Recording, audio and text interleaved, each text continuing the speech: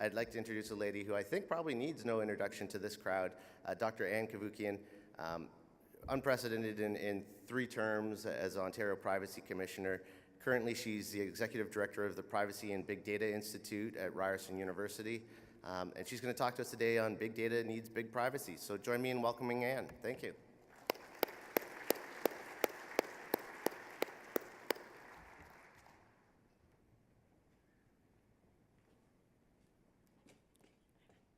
Thank you very much, Brian. Thank you.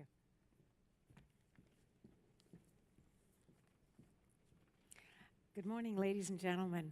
It's a pleasure to be here to speak to you today. I love talking to security crowds because sometimes there's confusion as to what privacy is, how it relates to security. Are they one and the same? Are they distinct? And I hope to clarify that for you today. Needless to say, I'm a big fan of security because, as you'll hear very shortly, you can't have good privacy without strong security. Let me walk you through what I'm going to tell you about today. I always like to start with what privacy is and, more importantly, what it is not, because whenever I have a captive audience, I really like to get rid of some of the confusion that seems to be associated with this topic. And then I just found this user data manifesto that came out of the EU. We're going to talk about that. Then I'm going to be telling you about privacy by design. This is something I developed. It's a framework that I developed a long time ago, back in the late 90s, and it's really taken off. And I'll explain to you why that is and the ways in which it has been operationalized in a number of distinct application areas. Then, of course, we'll talk about something having to do with big data. There's a lot of confusion as to whether you can have data analytics and privacy. And I hope to clarify that as well. And of course, it wouldn't be a good talk if I didn't touch on the Internet of Things. Some people are referring it to as the Internet of Everything. You can draw your own conclusions. But I assure you, if you don't embed privacy into the design of the Internet of Things, wireless wearable devices, etc., you're going to be in a lot of trouble down the road. So it would be great if we could avoid that. Let's talk about what is privacy. So privacy subsumes a much broader set of protections than security alone.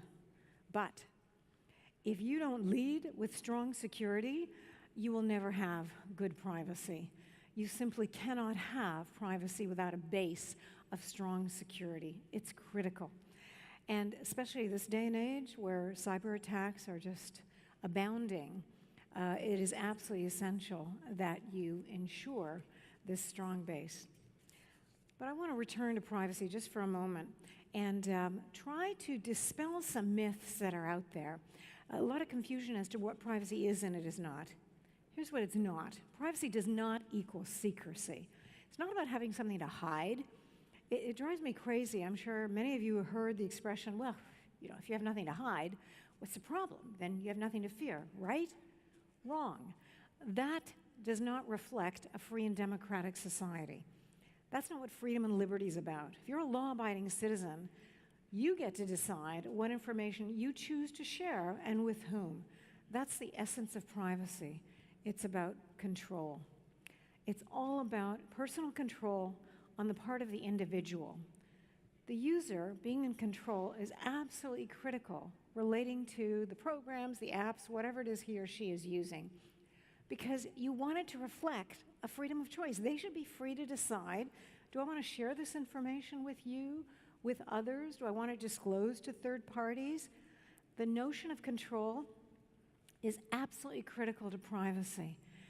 And context is right at the heart of it. Privacy is highly contextual because the decisions that you make about sharing some information may not be the same as the decisions other people make because it reflects a different situation, different mindset, a different set of characteristics. The Germans have a wonderful term for control. It's called Informational Self-Determination.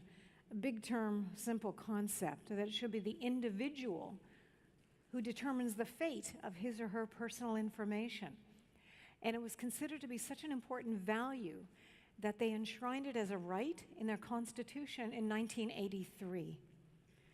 And it is no accident that Germany is the leading privacy and data protection country in the world. It is no accident that they had to endure the abuses of the Third Reich and suffer the complete cessation of all of their freedoms, starting with privacy. It's amazing. When you go to conferences in Germany, as I have many times over my 3 terms as privacy commissioner, every conference they will lead with a reference to that time, and never again. Never again will we give up our privacy to the state or to business or anyone. Never again will we relinquish that control over our lives. It's amazing that the strength of this prevails so many years after the Third Reich, and that the memory is profound. I remember in my very first days as commissioner many years ago, going to Germany and speaking to one of the commissioners, Spiros Simitis, just a veteran, a legend. And he was telling me what it was like during that time where everyone was expected to give information about everybody else. He said there was such a culture of fear. Everybody was looking over their shoulder. Nobody knew who was saying what to whom and how it could impact their lives. And he said, it makes you shrink. You go in. It kills innovation, creativity, because you're so fearful. I always say it shrinks your cognitive bandwidth. I'm a psychologist, that's my background. And when you are under that kind of, some people call it a panopticon, some people call it a veil of surveillance, everything else is impacted. So when you think about the kind of measures I'm going to ask you to take to protect privacy, think of it in the context of the bigger picture, that ultimately what you want to do is you want a free and innovative society that is creative and prosperous and allowed to do blue sky thinking. All of this requires privacy and moments of resolve, solitude, seclusion, free thinking without fear of reprisal. The User Data Manifesto was put out by a group in Europe. It's a European-led effort. And what I loved about this, and that's why I wanted to bring it to your attention, is it resonated with my notion of control. And they talk about the importance, 3 core user data rights that relate to control, knowledge of how the data is stored and used. I'll be talking about that in the context of transparency. And again, freedom of choice. In this context, freedom to choose the platform that they hope to use. There's the link if you have any interest in taking a look at it, because I thought it converges very well with some of the work that I'm going to be talking to you about today. I also want to reference, just to put it on your radar, the OECD developed what are called fair information practices. These are the principles. Many years ago, 1980, they did a refresh in 2013, just to make sure, do they still apply in this day and age? And they decided absolutely they do. And I'm not going to go through all of these in great detail, but suffice it to say, it's all about when you collect information from an individual, you don't collect information for any purpose to do whatever the heck you want with it. People give you information for a particular purpose. So if you're Amazon, I want to buy a book on Amazon, I give them my home address so they can deliver the book to my home address, and I give them my credit card number I'm paying with, etc. All of that information is for a particular purpose. And the notion of collection limitation and purpose specification, use limitation, is all about limiting the uses of the information to the primary purpose for which the data were collected, restricting your use of the information to that purpose, and then once you complete that purpose, you don't use it for any other purposes unless you have the consent of the individual, called the data subject.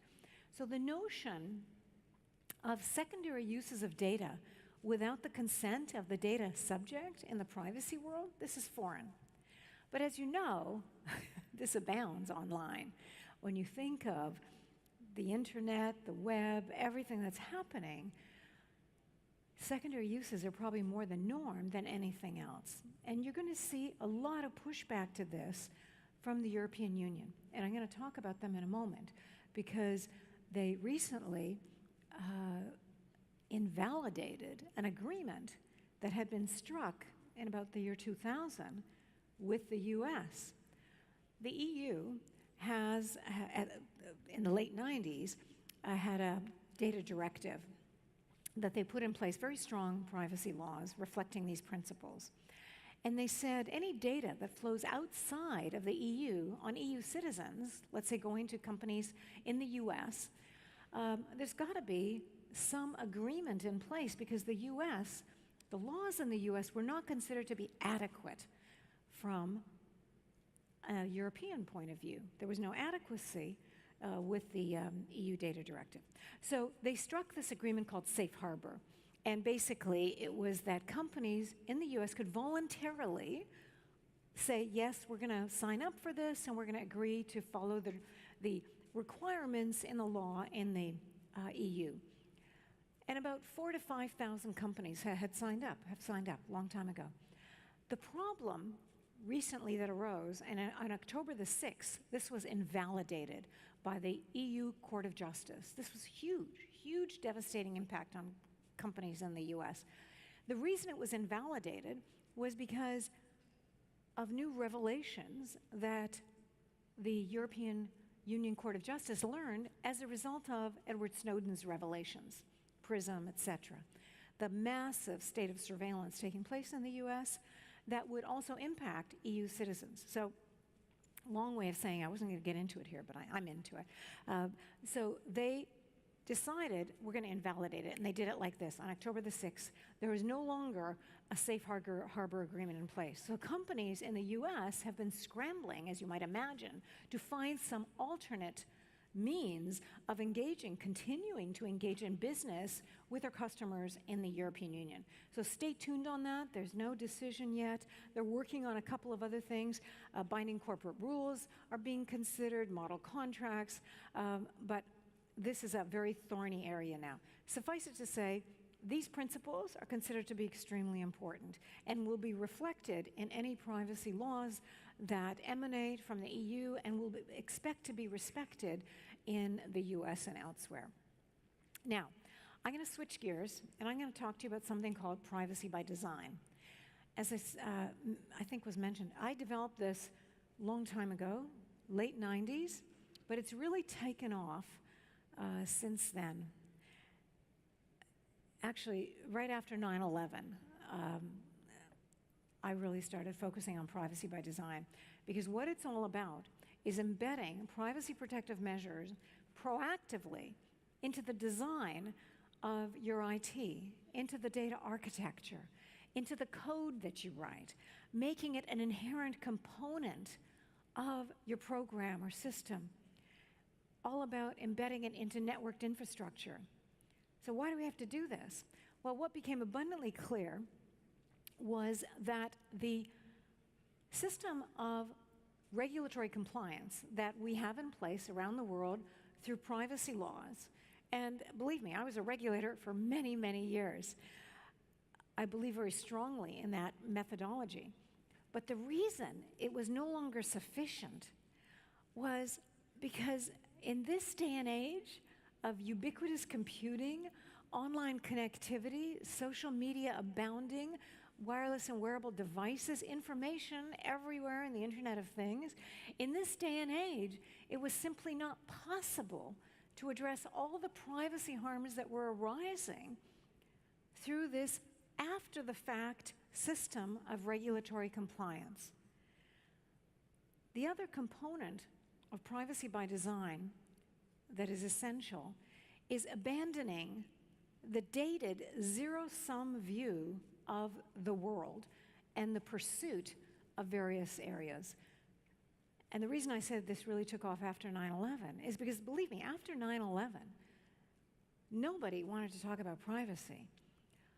Everyone, understandably, was concerned with security and public safety. I remember the day of 9/11, I went to the office and the Globe and Mail called me and said that they wanted my position on 9/11. They wanted me to develop a position paper that they could post on their website. And I remember it very clearly. We said public safety is paramount with privacy interwoven. We rejected the proposition that it had to be privacy versus security. Zero-sum models are such that you can have an increase in one area, security, always to the detriment of another area, privacy, so that the two total to a sum of 0. In my world, that doesn't cut it, because I assure you, if you have an either-or proposition like that, one interest versus another, it's never going to be privacy that wins, nor should it be. I'm not suggesting that I want to elevate privacy above security, but I sure as hell don't want to say, forget about it. We're just going to focus on one. No. That's what I reject, and that's what privacy by design is all about. Proactively identifying the privacy risks and embedding the necessary protections to mitigate those risks in a manner that you can have both privacy and security. I advanced a resolution in 2010. Let me give you the background. Once a year, privacy commissioners around the world have an International Privacy and Data Protection Authorities conference. It's usually in Europe. In 2010, it was in Jerusalem. And at the end of the 3-day, 4-day conference, we have a half-day closed session where we vote on things. And I advanced a resolution that year for privacy by design, that it should be considered an international standard, a framework on which that privacy and data protection should be built. And to my surprise, it was unanimously passed by all of those in attendance at our meeting. And I was delighted. The reason I was really surprised is because most commissioners are sort of lawyers and love looking at, a law and applying Section 28, Sub 3, Part A to a fact situation and then coming out with the outcome.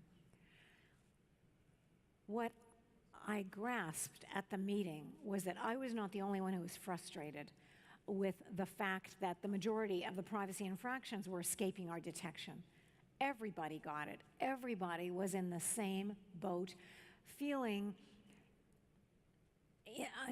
unempowered because so much was going beyond us, and we knew this. And I use an iceberg analogy that my fellow commissioners and I felt that if we were seeing the tip of the iceberg in terms of all the data breaches and privacy infractions, we were lucky. The majority of these were remaining largely unknown to us, undetected, unchallenged, because they weren't coming forward. So we had to have another system. We had to have a proactive system. Think of a model of prevention much like a medical model. Could you imagine the unthinkable, going to your doctor and he takes some tests and he says, yeah, you've got cancer. We're just going to see how it develops, and then if it gets worse, we'll offer you some chemo. I mean, what an unthinkable proposition. I want it to be equally unthinkable that you would allow privacy harms to fester and grow and develop when you can prevent them right at the outset. This is a model of prevention. That's what I want you to aspire to. And we've had great success with privacy by design since it was passed as an international standard around the world. It's been translated into 37 languages. And not a week would go by when I was commissioner that some colleague from some jurisdiction wouldn't contact me to tell me about what was taking place in their jurisdiction and recent developments and what they were doing. Privacy by design has really taken off in a big way in Europe, Australia, New Zealand, and surprisingly in the United States. The Federal Trade Commission is the body that investigates privacy complaints, and they have a number of years ago, I think around 2011, they declared privacy by design to be the first of 3 best practices that they were advancing to companies and public sector. Now, let me focus again on I call it the power of and, getting rid of privacy versus security and substituting and. How do you have privacy and security? How can you have both? It's so important. And let me assure you, this is the traditional either-or method in which zero-sum has prevailed is a fallacy. It consists of unnecessary trade-offs and false dichotomies. And that's what I want you to take away from this, that is probably the most important takeaway. I recently had an exchange with Michael Chertoff. Michael Chertoff was the second secretary in the United States, Secretary of Homeland Security. So obviously he's like big into security. And since then he's now got a company called the Chertoff Group, and he does a lot of security pursuits. And he wrote a great, excuse me, a great article that appeared in the Huffington Post. And he was saying that he was really sick and tired of people saying that it was privacy versus security, that it was this trade-off between the two of them. And he was saying, look, you have to have really good security for privacy. You can't have privacy without security. And he was saying, I get very tired of people thinking of this as either or, as one or the other. So I was delighted to hear that, because, I mean, this is a person who reaches many people. So I emailed him, and I just applauded the position he was taking. And I've worked with him for many years, over the years, and I said, as you know, Michael, in my work, Privacy by Design, I really emphasize that we have to get rid of this zero sum. And he got back to me right away. I was just so pleased, and said, I totally agree. Let's find a way to work together so that in our respective countries, we can move this. We can get rid of this trade-off fallacy. And what I want to assure you is, a couple of years ago, I called it the year of the engineer, computer scientist, technologist. I went around the world talking almost exclusively to tech people, security people, because I want to make sure what I was saying you could actually do. I'm asking you to embed privacy into the code that you write. I want you to make it part of the data architecture. I want you to just bake it into your programs. Can you do that? I had the best time, and I spoke to thousands of tech people, and every single one of them I spoke to said, of course we can do that. You know, we're smart. They're confident. It's exactly the reaction you want. But they said, we can only do that if, when we're given the instructions to write the code, that's accompanied by what you're asking us to do. We have to have the privacy instruction at the same time as we're given the instruction on what it is you want us to build. And they said, that rarely happens. What usually happens is we write the code, we do the program, we move it forward, deliver it, and then when we give it to them, they say, oh yeah, can you bolt on some kind of privacy solution? Just add something on about privacy. And they said, you know, we do our best, but obviously it's not going to be as effective as if we had made it an integral part of the system right from the beginning. So as soon as I heard that, then the next year I focused it, I was going around talking to CEOs, boards of directors, senior executives, saying, get rid of the silos. You guys have to talk to each other, and you have to make sure that the code that goes to your security people and your code writers, that privacy is an essential component of that. So I feel like I'm a crusader trying to get this message across and get rid of the silos and understand that we both have to work together. And it was, I remember Bruce Schneier telling me, look, this is a false dichotomy to pit privacy versus security. Get rid of that model. That's what I'm hoping to do. Let me walk you through briefly the 7 foundational principles of privacy by design. There's no magic to this. They're called foundational because it forms the base of the program, and it can be reflected in 100 different ways and has been. I've already talked about a lot of these, so I'll skip through some of it. The proactive component, of course, we want you to prevent the privacy harms from arising. Privacy as the default setting is probably the most important and perhaps the most challenging principle for you to follow. Because what it says is that I want you to embed privacy automatically in whatever you're offering. Make it an essential component.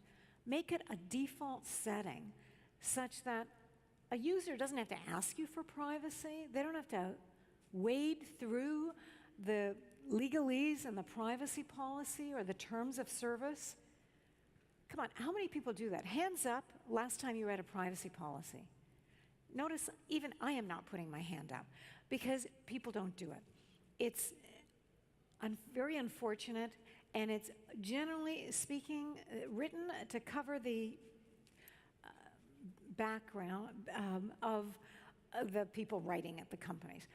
What you want is you want to give privacy assurance to your customers. And you want to say to them, privacy is built in. It's a default. You don't have to ask for it. It comes with the program. When you do that, it builds such loyalty on the part of your customers. It is amazing. They will love you. They will reward you with their repeat business, and it will attract new opportunity. I've seen this again and again. So it may be harder to do at the outset, but the return is dramatic. And I ask you to consider that. Plus, in a few slides, I'll be showing you what they're doing.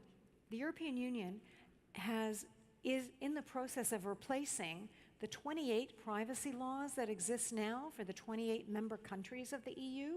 What they're doing is they're replacing all of those with one. It's called the General Data Protection Regulation. One law, it's going to apply to everybody in the exact same way.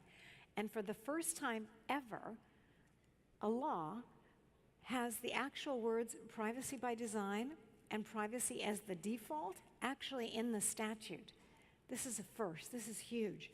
So this is elevating. It raises the bar dramatically on privacy.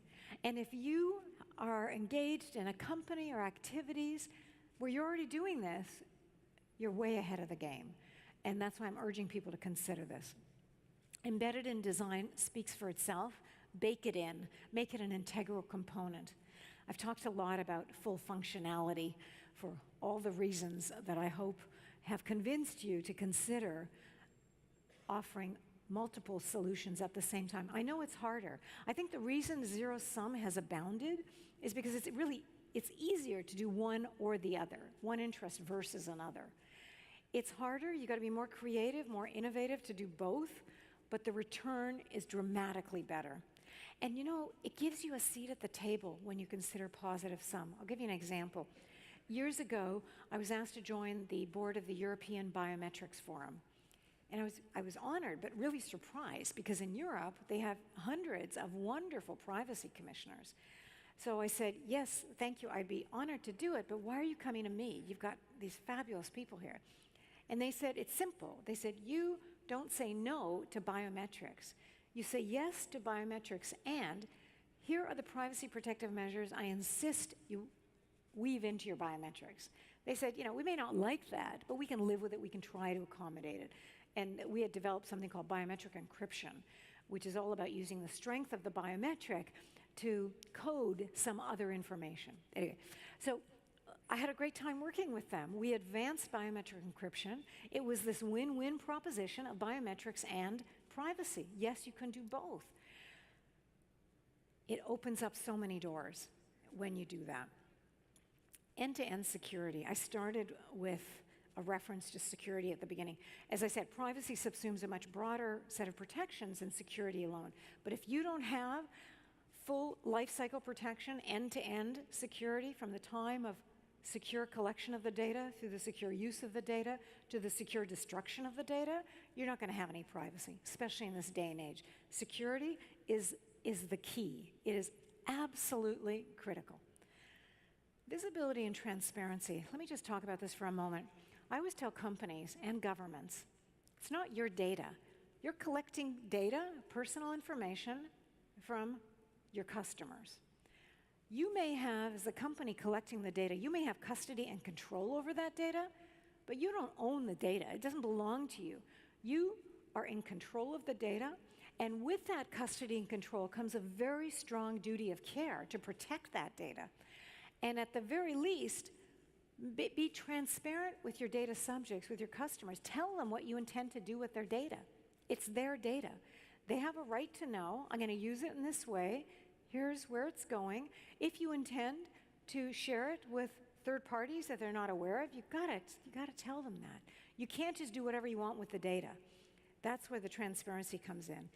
And user centricity is so important. If you can keep it focused on the user, all of this flows. And when you have respect for the user, they are so grateful. I mean, I can't tell you the benefits that return to the company. If you have a trusted business relationship with your customers, customer gives you information for a primary purpose, and you as the business later on think of another use for the data that you want to put it to, but you have to ask your customer for their consent.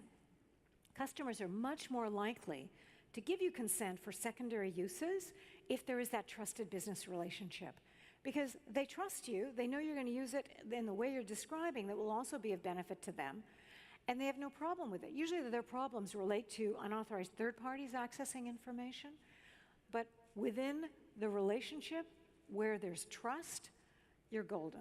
So that's why I encourage you to consider all of this. It seems like, to me, it's like motherhood. It seems like a lot, and on the other hand, it seems like not anything earth-shaking. If you do this, I guarantee you'll be raising the bar dramatically. And just so you know, this isn't pie in the sky or some kind of theoretical construct. We worked with, this was a paper we did a couple of years ago, where we consolidated all of these different papers that we had done with the leaders in the field. These papers, we partnered with Microsoft, IBM, Intel, HP, Oracle. With Oracle, we did 2 papers on privacy and security by design. So this is eminently doable. And the reason these major companies wanted to work with us to do this was precisely because they saw the return for both customers and themselves in bringing this about. And just in case you think, yeah, but it's going to cost too much, let me assure you, the cost is a fraction of what it would cost otherwise. And I'm going to walk you through this. I'll give you the context when I did this slide. I was in San Diego a number of years ago talking to San Diego Gas and Electric. And they were putting up smart meters and having a lot of resistance in California to the smart meters. The public was concerned that it was going to wirelessly convey the activities relating to electricity usage in the house, and they didn't like it at all. So San Diego Gas and Electric wanted to introduce some kind of privacy protective measure. And so I made my pitch, and I think it was successful. The CEO stood up and said, okay, I buy what you're saying. It makes sense to me. And then he said, now, young lady, I like that he called me young lady. But he said, now, young lady, tell me what's it going to cost me, just like that. And I said, sir, with great respect, you're asking the wrong question. You should be asking, what's it going to save me? Because I guarantee if you don't do this proactively, and yes, of course, there's a small cost involved, you will have a privacy breach, data breach, infraction, something will happen. I have no doubt of that. And the cost of that can be prohibitive, because it's not just lawsuits that are emanating after such breaches, they're class action lawsuits. We're talking multiple millions of dollars. But far worse could be the damage to your brand, the damage to your reputation that can ensue from this. You may not be able to recover from that. Think Target. I mean, just gone. And the loss of consumer confidence and trust is what you may not be able to restore. So think very carefully about the actual costs that will be incurred when you have a privacy infraction versus how you could avoid that by investing a small amount at the outset. It's not that big a deal. And we've had so many companies and organizations around the world contacting us, telling us how successful they've been in implementing. Here's one quote from a letter I had from the Japanese Information Processing Development Center. They were one of the very first organizations in Japan as a country to embrace privacy by design. And I love this because they said that Japan's private sector companies are insisting on the principle of positive sum. So I thought, if they can understand positive sum versus zero sum, then surely I can use that language here. And I do apologize for using that term positive sum, but when I did my graduate work at U of T many years ago, Anatole Rappaport, who was one of the big minds in game theory, was there, and I just loved the area. But I love positive sum because I thought if you can have two interests escalating at the same time instead of one, why wouldn't you? I'm the eternal optimist. Okay, let me turn to big data. And as you know, Most of the data seems to be created just in the last year or two.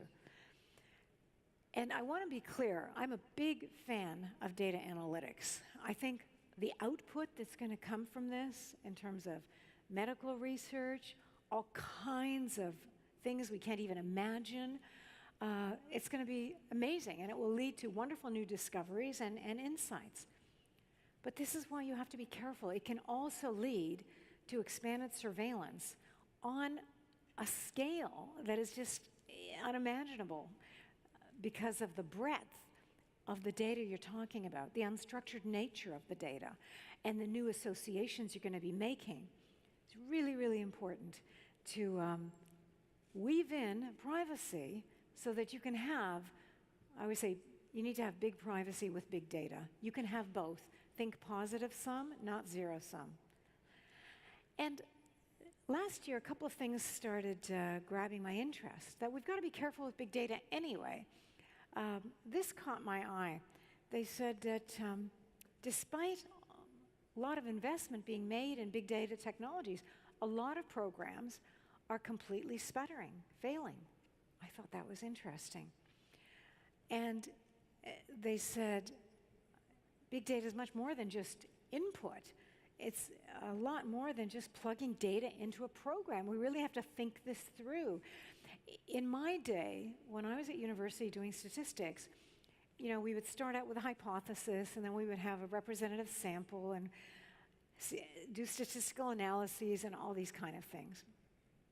All that's out the window, it seems, because what if you have the entire population? Then you no longer have to do sampling.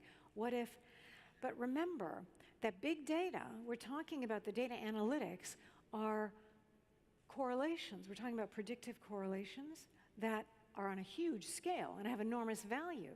But correlations don't impute causality. We need to be very careful. And this caught my eye. In 2013, the International Conference of Data Scientists, this was in Montreal, and it was written up in the Globe and Mail, and I was reading it. And this really caught my eye. The data scientists themselves, the individuals doing the data analytics, 88% of them were worried about privacy in terms of big data, and they said consumers should be worried about privacy associated with big data. And then they went on to say, and what we need is we need a framework for privacy and data protection. We need to develop that.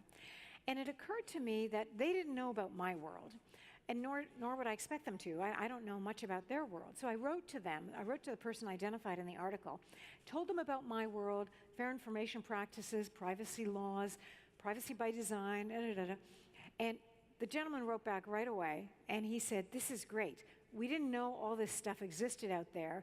Would you write a monthly blog and keep us informed of development?" So we started interacting. It's just so important to put it out there. This is the final negative one from Gartner, where they were talking about big data moving from the inflated expectations phase to a trough of disillusionment.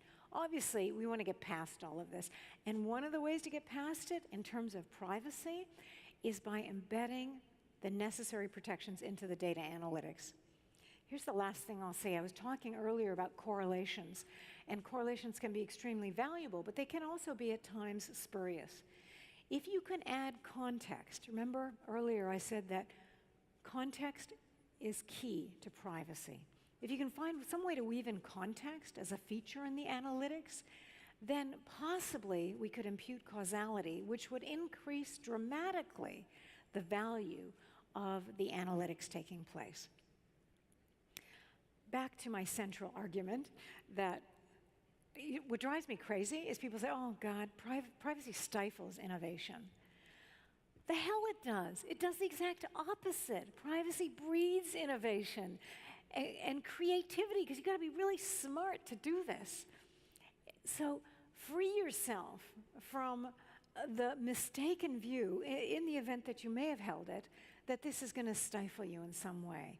If you get rid of the zero-sum mindset, you can just have amazing, amazing results that we're just beginning to do.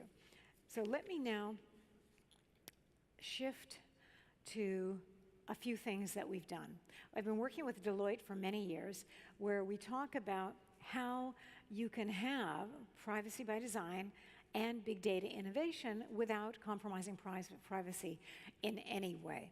So these are, I'm just going to refer to a few papers. You can have access to all of this afterwards if you have any interest in pursuing it. So I'm going to go a little quickly. This is also a paper I did with Professor Khaled El-Imam. Khaled is a professor at the University of Ottawa, and he has a company called Privacy Analytics. He is known as probably the world leader in the area of de-identification. And de-identification is critical. So when you think of big data analytics, how can you scrub the data, so to speak, so that you can use the data, preserve data utility while protecting privacy? So he's developed an excellent standard where you can, he uses very strong de-identification protocols combined with a risk of re-identification framework that dramatically minimizes the risk of re-identification. I refer you to this paper, and he has done many scholarly papers and works with a lot of companies to really make this a reality. As I mentioned, de-identification and data minimization, if you can capture this in the work that you do, you'll be laughing, you'll be golden. The reason is the privacy harms arise from the identifiability of the data and the linkage of the data to an identifiable individual. If you can remove that, you can have very arguably sensitive data, health data, cancer data, whatever, but if it's not linked to an identifiable individual, it's just data. The privacy harms are gone because the privacy fears and harms are associated with the identifiability of the data, linking it to an individual. Data minimization is the term used to minimize the identifiability of the data, thereby preserving data utility and enabling you to use it for a variety of purposes. And this is what I want to encourage you to explore. There are many different ways of doing this. There are de-identification protocols, aggregation, encryption, masking. There's a variety of different levels that you can engage in. This is an earlier paper that I had done with Khaled, where we also dispelled the myths about de-identification. You may have read some articles saying that the risk of re-identification is always high. We can always work back and re-identify de-identified data. That's incorrect. There's been about a dozen studies like that have done that with very determined attackers. And in each of those cases, what we have found, academics like Khaled and others who have studied it, is that the initial de-identification protocols that were used were very weak. I mean, think about it. If you use weak encryption, you're going to be able to decrypt the data easily. If you have a rotten lock on a door, someone's going to be able to break in easily. You need to have very strong de-identification protocols. And these are the standards that are now developing, that are coming out. I think I've got the standards. I do have a few standards, which I'll show you in a moment. I also want to talk about the myth of zero risk. In these arguments that I was referring to, where people say, well, you can always re-identify data, they say, well, and then we say, but if you use strong de-identification protocols, you can minimize the risk dramatically. And some might even agree to that, but they can say, well, you can never eliminate the risk completely. Are you kidding me? Where in the world do you have zero risk? That's why I like to identify the myth of zero risk. It doesn't exist.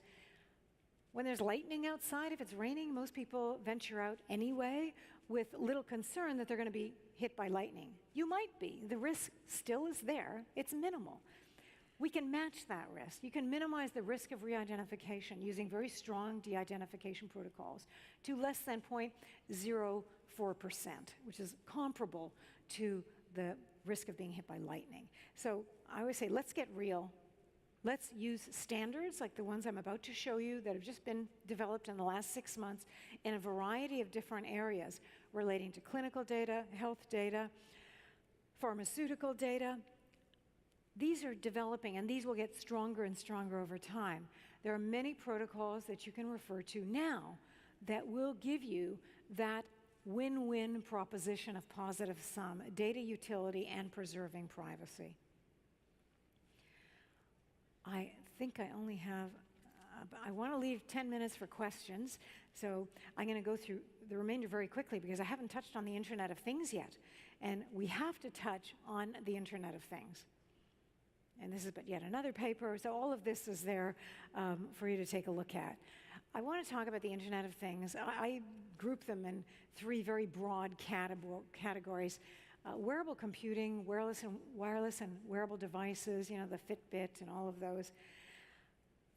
All of this is going to come together in such a way that will dramatically impact our lives because of the data connectivity and what it can reveal down the road, and actually not that farther down the road.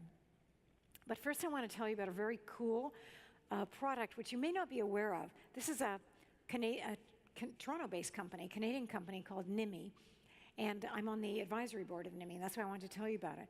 They, see this band, you wear it like a Fitbit, but it's not a Fitbit, and it measures your electrocardiogram. Your cardiac rhythm is a very unique biometric, and most people aren't aware of that, like a fingerprint or an iris scan. It is a very reliable biometric, and when you wear the Fitbit, you sync it with your whatever computer you're using, your laptop, your cell phone, whatever, and it will replace the need for passwords or any identifiers. It will authenticate your identity, and it is an amazing product, and it's based here in Canada. So I always want people to know about it because you're going to see it growing dramatically. And let me point out that from day one, the CEO of, and founder of NIMI, Carl Martin, he based it on the 7 foundational principles of privacy by design. He wanted to make sure that privacy was baked into every aspect of the NIMI band and that you could have authentication and privacy interwoven together. So it's something you might want to take a look at.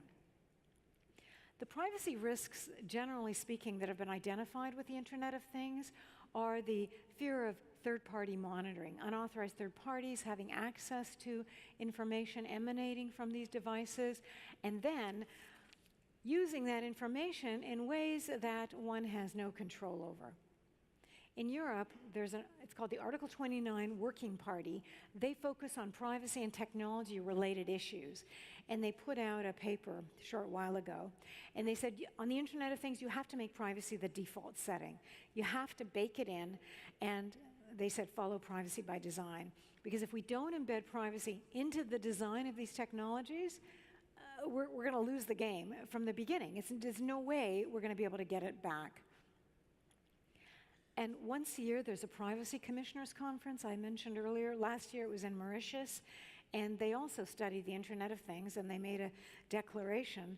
And what I loved about this, I loved the language they used. They said, privacy by design should be the key selling point of innovative technologies. I thought that was really cool because it's a positive feature.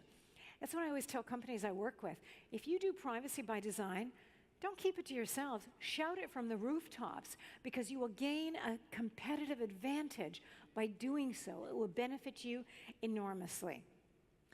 In the United States, the Federal Trade Commission has also expressed enormous concern with mobile health apps.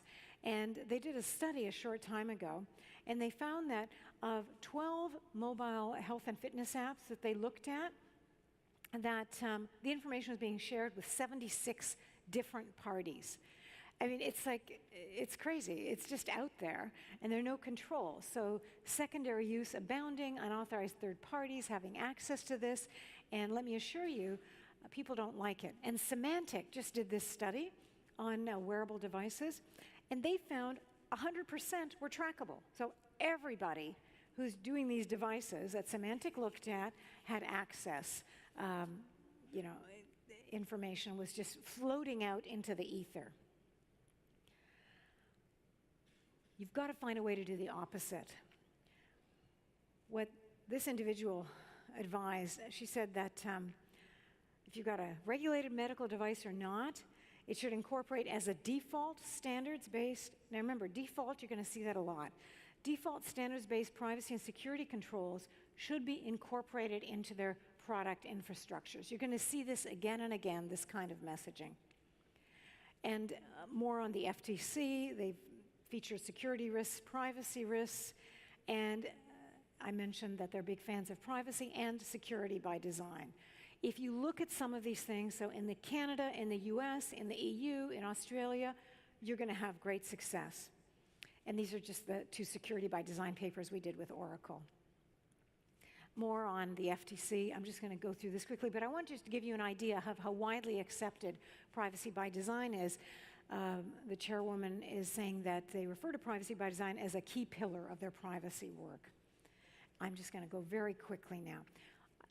I'm coming to the end, and I wanted to end by telling you about what's the research out there. What are people thinking?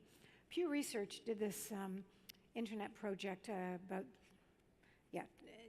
I think I should date this. I think this was about 6 months ago. And they found that 91% of adults felt that they've lost control over their personal information as consumers. 91%. I've been doing this work for over 20 years. I've never seen numbers in the 90 percentile. You're going to see 3 more in the 90 percentile. Joseph Turo at the University of Pennsylvania and his colleagues also did a major study, and they called it the online privacy lie is unraveling. And the privacy lie they're referring to is that customers don't mind giving up their personal information if they're getting something in return. They said, no, that's not true. 91% disagreed that if a company gives me a discount, that's a fair exchange for them to collect information about me without my knowing. 91%, again, these are huge percentiles. People are very, very displeased with what's happening. They called it the trade-off fallacy, how marketers are misrepresenting American consumers. And let me show you, I do have one Canadian study done by the Federal Privacy Commissioner of Canada, Daniel Terrien. And he also found that 90% of Canadians expressed concern about the protection of their privacy.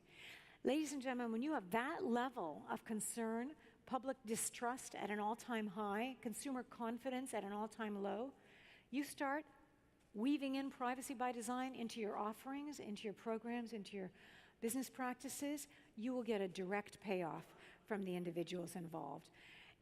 In the area of IoT, mobile devices, do it now. This is the time to do it. While you still have a handle on developing these products and services, you can do it before it just gets ahead of you and there's no going back. Finally, this is the message I hope you'll take. I think privacy is really good for business. If you take these measures I'm asking you to do, it will benefit you enormously. Even when I was a regulator, a privacy commissioner, I said treat privacy as a business issue, not a matter of regulatory compliance. Obviously, you have to comply with the law. I'm not suggesting otherwise, but if you treat it as a business issue, you'll do more. You'll raise the bar, and that's what I want you to do.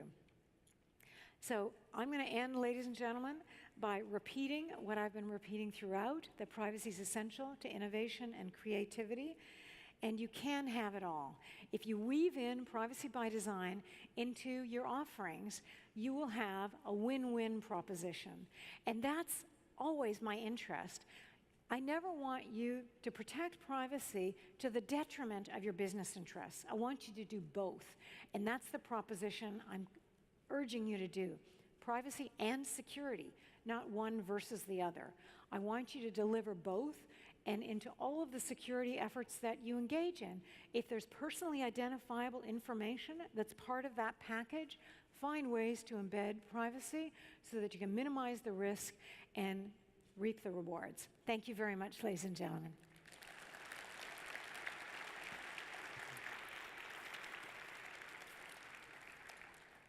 I think we have a few minutes left for questions. Would that be okay? If there are any questions, there's a gentleman there. Yes, sir. Hi. Sounds like your call to action is fairly macro. I'm sorry? Your call to action is fairly macro. It's almost like a culture change. And what I didn't see in the talk was anything economic related. It seems like a lot of the expenses you're trying to bring forward need to be capitalized and put into project plans in order for those of us to actually execute the work on it. And so That's a good point. when Very people good have point. already put a monetary value on it, as 5% of the cost of a product, We do it today. The people talk is cheap, right? 90% of people don't like it, but we all do it. What's it, $5 a month for email? And we give it away to Google. So we've already put a price on that, like carbon. I don't know how you solve that macroeconomically. That's interesting. So build in the economic aspect of it so that it is a component of the offering right from the outset. Thank you. I'll take you up on that, and I'll just explore that with some of the business people I work with. There's got to be a way to do that. When I talk to the senior executives, the CEOs, about how do these ideas germinate in terms of you want to develop a program, a plan, what do you do? Obviously, a budget is set aside, and there's an expectation of the costs. So you're saying factor this in at that time. Great idea. Thank you.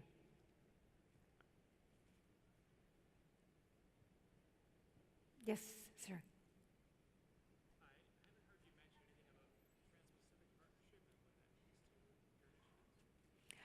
The gentleman was asking about the Trans-Pacific Partnership and whether that was good for privacy or not.